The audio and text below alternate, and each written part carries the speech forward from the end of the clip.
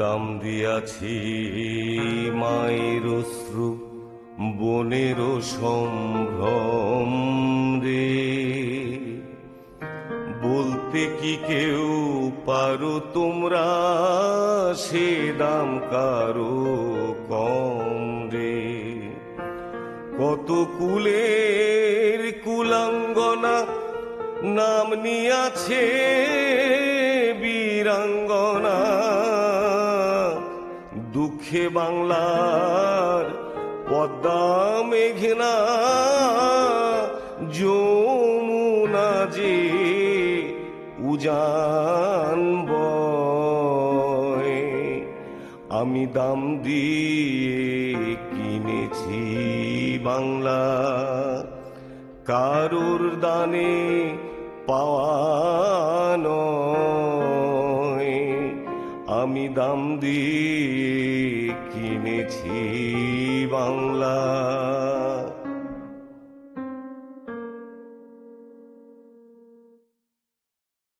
তিনি চিন্তা করতে পারেন না আজ শ্রাবণের প্রথম দিন কিনা, কিংবা এ বছর বৃষ্টি বেশি না কম। ঘরের চাল দিয়ে পানি পড়া সত্ত্বেও, ক্ষুধার অন্ন জোটাতে কষ্ট হওয়া সত্ত্বেও তিনি গ্রীষ্ম বর্ষার খোঁজ রাখতেন এতকাল। কখন খালবিল ভরে উঠবে নতুন পানিতে, সবুজ হয়ে উঠবে চারপাশ ঘন ঘাসে, লতায় গুল্মে, পত্রপল্লবে। খবর তো রাখবেনই, কেননা যা কিছু কথা তো তার তাদের সাথেই। কিন্তু এই তিনি যেন অন্য মানুষ এখন। জগতের কারোর সাথে যোগাযোগ রাখেননি অনেক মাস। গাছগাছালি, পাখ পাখালি, আকাশ, নদী, মাঠ, ঘাট কিছু না। যাবতীয় অভাব থাকা সত্ত্বেও স্বামী ওমর আলীর কিনে আনা 5 টাকা দামের খবরের কাগজেও হাত ছোঁয়াননি অনেকদিন। সন্তানদের সাথে কোনো দিনক্ষণ নিয়ে একটি বাক্য ব্যয় করেননি পুকুর ঘাটে গিয়ে আষাঢ় শ্রাবণের বৃষ্টি কি অনাবৃষ্টি নিয়ে কোনো কথা। যদিও তার আষাঢ় শ্রাবণকে খরা বিষয়ক কথা শোনার জন্য অপেক্ষা করে থাকে না কেউ। অচ্ছুত উন্মানুষের কথা কে শোনে তার কথা? বরং সাত সকালে এই মুখ দেখা যায় কতটা অমঙ্গল, সেটা কি তারা আর জানে না? হাড়ে হাড়ে জানেন মেরিনা নিজেও বটে। তাই তো সকাল সকাল ঘাটে যাওয়া তার বারণ। এমনকি বারণ সন্ধ্যায়ও। শুনতে হয়, বারবেলায় তোর মুখ অপয়া, জারজ কথাকার। হ্যাঁ, অপেক্ষা করেছেন গেল 4টা বছর। আকুল হয়ে অপেক্ষা ছিল একটা কাগজের। নতুন কোনো বারতা বয়ে আনবে, জীবন পাল্টালেও পাল্টাতে পারে। তার চেয়ে তার স্বামীরও অপেক্ষা কম ছিল না। সন্তানদেরও অপেক্ষা ভেতরে ভেতরে গুমরে গুমরে, মাকে বুঝতে না দিয়ে। এইটুকু বয়সে এই বিশ্বাসী প্রগাঢ় হয়েছে জীবন তাদের কাছে কোনো শুভ বার্তা আনতে পারে, তা অবিশ্বাস্য। এই তাড়াশে চলনবিল বিধৌত এলাকায় আরো কারো কারো ছিল হয়তো অপেক্ষা। কেউ চেয়েছে অন্তর থেকে, কেউ ব্যঙ্গে বক্রোক্তিতে, কেউ এমনি এমনি। আবার কারো কারো ছিল শেষ ফয়সালা দিয়ে নতুন কোন শ্রেণীকরণের তাড়া। 53 বছর পর কি তার হেলদোল হয় দেখে তো। ঘটনার 53 বছর পরও কিছু কি ঘটতে পারে যা এর আগে ঘটেইনি কখনো? হায়, তার ছিল শেষ দেখার স্বপ্ন। শেষের পর শেষ দেখা। কি আছে শেষের পরে? তারাও আছে, কিন্তু ওই দলে, ওই যে তারা অপকর্মে দোসররা, পিশাচ ও পিশাচদের বংশরা। শেষ ফলাফল দেখতে তাদেরও উৎসাহ আছে, মিনমিনে উদাসীন। আছি নাই এই রকম। বেঁচে আছে যে 2-1জন, বয়সের ভারে অসতিপর বিশ্বাসঘাতক কিংবা তাদের বংশধর, যাদের গায়ে থুথু দিয়ে দিয়ে জিওভার সমস্ত জল শুকিয়ে গেছে গত 50-এরও অধিক কাল। শয়নে স্বপনে শুধু বলেছে, আমি শুধু একবার ওই পারে যেয়ে নেই, সৃষ্টিকর্তাকে বলবো, এই ছিল আমায় নিয়ে তোমার পরিকল্পনা খোদা। আমার আলো বাতাস পানি, আমার ক্ষুধা তৃষ্ণাকে তুমি সবার চেয়ে আলাদা করে রাখলে একই মাটিতে জন্ম নেওয়া সত্ত্বেও। একই তৃষ্ণার পানি পান, একই আলোর নিচে বেড়ে ওঠা সত্ত্বেও এই চলনবিল বিধৌত পলিমাটির দেশে, এই প্রাকৃতিক সৌন্দর্যের সবুজ দেশে কাগজটা এলে কি আমি এর অংশ হব আর সকলের মতো? আমায় বলবে, বেশ, এবার তুমি আমাদের হলে। সকল গ্লানি, অপমান, কুৎসা মুছে গেল। আমার 53 বছর বয়সে, যেখানে আমার সদাশয় স্বামী রয়েছেন, দয়া পরবশ হয়ে যিনি আমায় বিয়ে করেছেন 12 বছর বয়সে, 4 সন্তানের জননী হয়েছি যার সহানুভূতিতে। ঠিক বলেছি, স্বামী দ্বারা আমি সন্তান ধারণ করেছি। এই গৌরব আমায় দিয়েছেন আমার স্বামী। তিনি করুণা না করলে কই পেতাম আমি এই জীবন? আর আমার অবুঝ সন্তানরা এবার বলে উঠবে, মা গো, সব খারাপের এবার শেষ হবে মা, মাথা উঁচু করে তুমি এবার রাস্তা দিয়ে হাঁটবে। কার বাপের সাধ্য তোমায় নিয়ে কথা বলে? তোমাকে আর বলবে না, জারক সন্তান, তোর আবার কথা কি? আমাদের বলবে না, জারকের সন্তান তুই, তোর আবার কথা কি? আর আমার বিধবা মা, পচি বেওয়া, স্বামীর মৃত্যুর পর যাকে সন্তান ধারণ করতে হয়েছিল পৈশাচিক আনন্দের ফলাফল হিসেবে। ঠিক বলছি, রাজাকাররা আমার মাকে ধরে দিয়ে এসেছে মিলিটারি ক্যাম্পে। মাসের পর মাস আমার মাকে সইতে হয়েছে বড় বড় পাশবিক নির্যাতন। পেটে যখন আমি 4-5 মাস, তখন নাকি মা টের পান আমি তার সমস্ত জীবন আরো অন্ধকারে ঠেলে দিতে পৃথিবীতে আসার পায়তারা করছি। পেটে নড়ে উঠলেই মা মূর্ছা যান। মা গো, লোকের বাড়ি কাজ করে খাওয়া মানুষ সে, এই সংবাদে এই জীবিকাটুকুও যাবে। বাড়িতে রয়েছে 5টি সন্তান, এই কাজ করেই তাদের মুখে কোনো রকমে ক্ষুধার অন্ন তুলে দেন। এখন এই শরীরে এই কুলোটা নারীর কি হবে জীবনে? মা চেষ্টা করেছিলেন এ জীবনের সংশোধন করতে। কীটনাশক বিষ খেয়েছিলেন গভীর রাতে। কি করবে?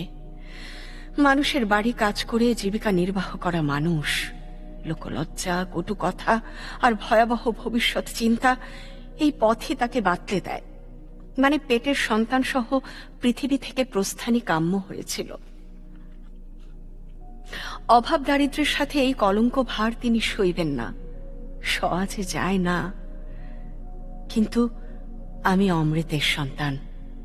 এত যুদ্ধ, এত তাণ্ডব সত্ত্বেও আমি রয়ে গেলাম মায়ের জঠর আঁকড়ে। আমাকে আসতে হবে, আমাকে আসতে হবে। আমার জন্য এক অন্য পৃথিবী অপেক্ষা করে আছে যে, তাকে আমার চাই, আমারও তাকেই চাই। অবিবেচক নিষ্ঠুর পৃথিবী আমাকে চাইল, আমি ওই পৃথিবীটাকেই চাইলাম। তারপর শুরু হলো আমাদের আরেক লড়াই, মায়ের লড়াই, আমার লড়াই। খুব ছোটতেই আমায় সব বুঝিয়ে দিয়েছে লোকে। জানলাম আমি আলাদা, আমি ইতর প্রাণী, খারাপ মানুষ। আমি জারক। আমার বাপ নাই যে। বাপ তো আরো অনেকেরই নাই, আমার ভাইদেরও নাই।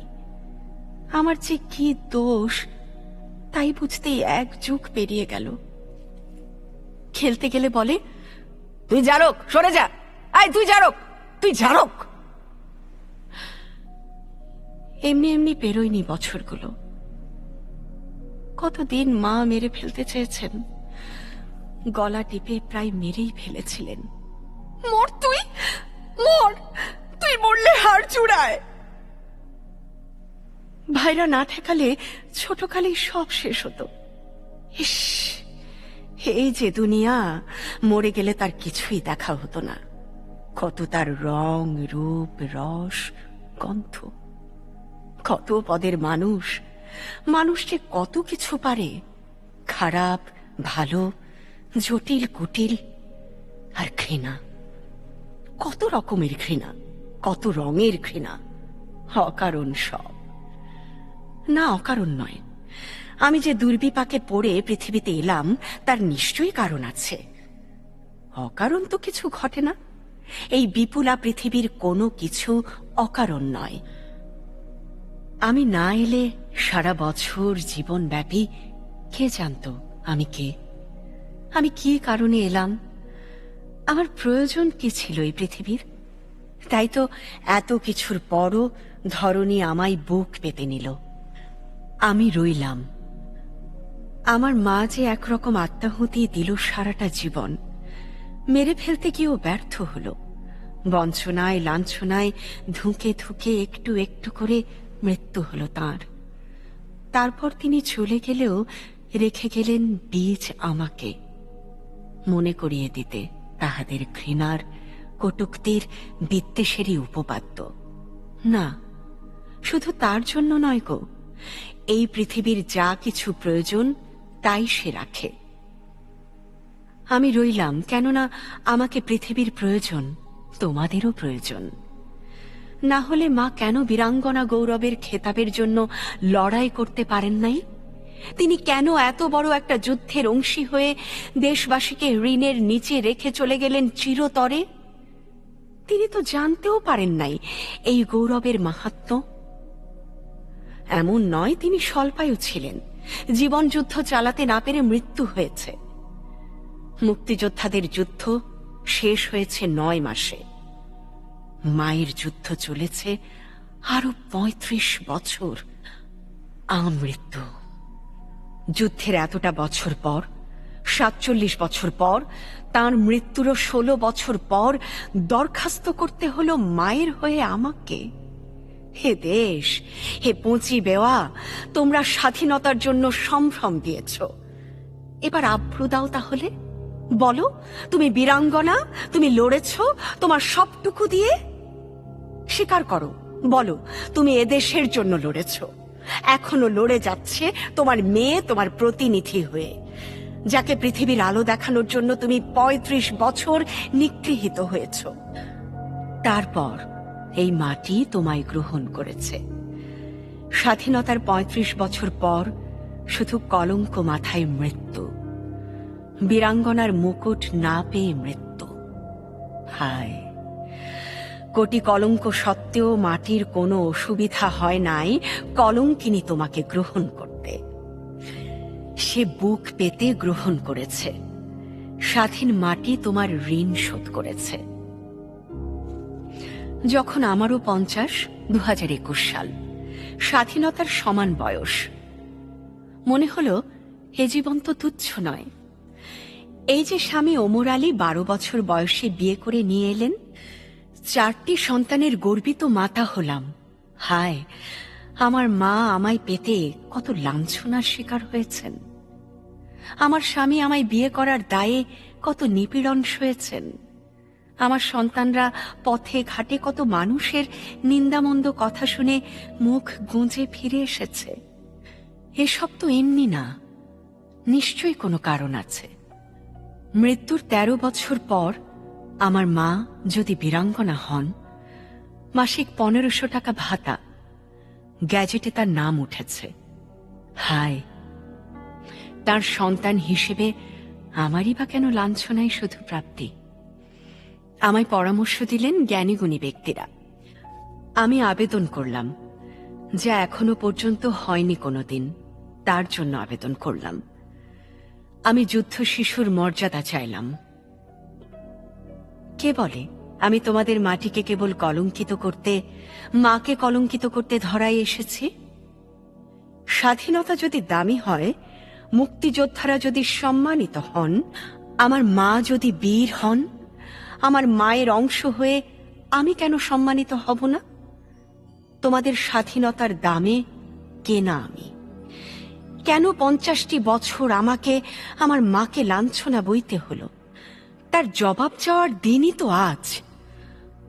অনাহারে অর্থাহারে দিন কাটানো, জীর্ণ কুটিরে মানবেতর জীবন কাটানো, সমাজের ভ্রুকুটি আর লাঞ্ছনায় জর্জরিত দিনগুলো ফিরে যাওয়ার দিন আজ। আমায়, আমার মাকে তো তোমাদের মাথায় তুলে রাখার কথা ছিল। যুদ্ধে গিয়ে গুলি খেয়ে মারা যাওয়া শহীদ সম্মানিত, সম্মানিত তার পরিবার, যুদ্ধ করে স্বাধীনতা নিয়ে যাঁরা ফিরেছেন তারা সম্মানিত, নিশ্চয়ই তাদের মাথায় তুলে রাখবে। আমি, আমার মা, আমরা যুদ্ধের কে? যুদ্ধের কোন অংশে আমাদের অবস্থান? যাদের যুদ্ধ অর্ধশতক পরেও শেষ হয় না, প্রাত্যহিক লাঞ্ছনার মর্মন্তুদ পীড়নে যারা পর্যুদস্ত। চিঠিটা হাতে নিয়ে এসেছেন স্বয়ং পোস্টমাস্টার আয়ুব আলী। দিনটা রবিবার, জুলাই 14, 2024। শ্রাবণের প্রথম দিন হয়তো। ইতিহাসে সাক্ষী হয়ে থাকুক তিনি। মোসাম্মদ মেরিনা খাতুন, জন্ম 6 জুন 1972, মা পচি বেওয়া, যুদ্ধ শিশু। স্বীকৃতিপত্র এসেছে যুদ্ধ শিশুর। পোস্টমাস্টার স্বয়ং পত্র বয়ে এনেছেন। এ চিঠি স্বাধীনতার 53 বছরের অধিক কাল পরে সরকারের ঘর থেকে অনেক যাচাই বাছাই করে তবে দিয়েছে। তারও আগে তার জাতীয় পরিচয়পত্রে পিতার ঘরে মায়ের স্বামী ফাজিল আকন্দের নাম মুছে অজ্ঞাত করতে হয়েছে।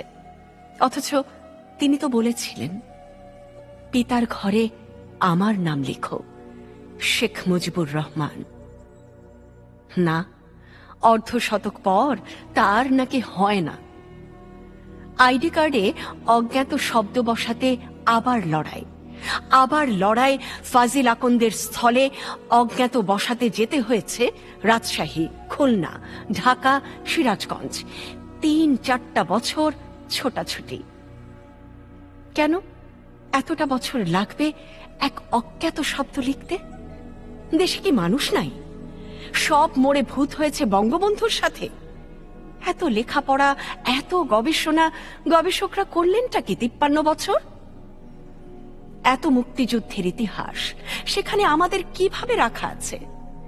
এতিমখানা থেকে বিদেশে দত্তক গেছে অনেক, কিন্তু গেলেও তো তাদের হিসাব কি, অবস্থান জানার কথা।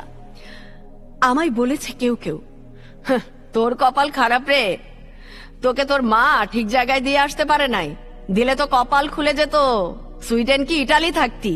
কে এসব মনে রাখতো? আমি রইলাম, স্বাধীনতার স্মারক আমি। কেননা আমাকে তোমাদের মনে রাখা দরকার, জরুরিভাবে দরকার। স্বাধীন দেশের মানুষ, এবার তোমরা বলো, যুদ্ধ শিশু হয়ে জন্ম নেয়া পাপ না, ভ্রূণের কোনো পাপ নাই, সে ঈশ্বর প্রদত্ত, প্রকৃতির অংশ। আমি বলি, তবে 71-এর মুক্তিযুদ্ধের একটা জীবন্ত অংশ আমি। এজন্যই চাই মুক্তিযোদ্ধাদের মতো সম্মান ও রাষ্ট্রীয় স্বীকৃতি দিতে তো তোমাদের হবেই। যুদ্ধ শিশুর মর্যাদা পেলে ছেলে গলা জড়িয়ে বলেছে, মাগো, এখন আর কোনো অসম্মান রইল না, আমরা এ সমাজের অংশ, আমরা ঘৃণার কেউ না, তুমি সম্মানী মানুষ মা। আমার সন্তানরা যদি শিক্ষিত হতো তাহলে আরো 20 বছর আগে জানতাম এ কথা। দেশে যদি শিক্ষিত লোক থাকতো তাহলে 50 বছর আগে জানতাম এ কথা। আজ আমার হৃদয় জানে, আমার সমস্ত অস্তিত্ব জানে, আমি মানেই বাংলাদেশ, আমি মানেই পিশাচদের হাত থেকে ছিনিয়ে আনা লাল সবুজের স্বাধীন বাংলাদেশ। রোদন ও আগুনের অক্ষর কিশোর ও তরুণদের উপযোগী একটি গল্পগ্রন্থ। এতে স্থান পেয়েছে ৪৫ জন লেখকের গল্প, যাদের মধ্যে রয়েছেন শিক্ষক, সাংবাদিক, প্রকৌশলী, গবেষক এবং নানা পেশায় যুক্ত সৃষ্টিশীল মানুষ। পেশাগত জীবনের বাইরে তারা লেখার জগতে একান্ত নিষ্ঠা ও আবেগে সক্রিয়। সামাজিক যোগাযোগ মাধ্যমেও তাদের অনেকেই পরিচিত মুখ। এদের মধ্যে বহুজন পেয়েছেন রাষ্ট্রীয় ও সাহিত্যিক স্বীকৃতি। এই গ্রন্থ ৭১-এর মহান মুক্তিযুদ্ধের সময়কার এক নীরব আর্তনাদের দলিল, যা বছরের পর বছর উপেক্ষিত থেকেছে। এখানে উঠে এসেছে বীরাঙ্গনা ও যুদ্ধ শিশুদের ক্ষতবিক্ষত ইতিহাস, তাঁদের অদম্য জীবন যুদ্ধ। গল্পগুলো এমনভাবে রচিত যে প্রতিটি কিশোর ও তরুণ পাঠক এই অপরাজিত নারীদের মর্মবেদনা ও আমৃত্যু সংগ্রামের সাহস তাদের হৃদয়ে উপলব্ধি করতে সক্ষম হবে। এই ইতিহাস নির্ভর গল্পগুলো কেবল অতীত স্মরণ নয়, বরং আগামী প্রজন্মের কাছে দায়িত্বের আহ্বান। প্রকৃত ইতিহাসকে ধারণ ও লালন করে তারা দেশ গড়ার কাজে প্রত্যয়ী হবে, সেটাই আমাদের প্রত্যাশা।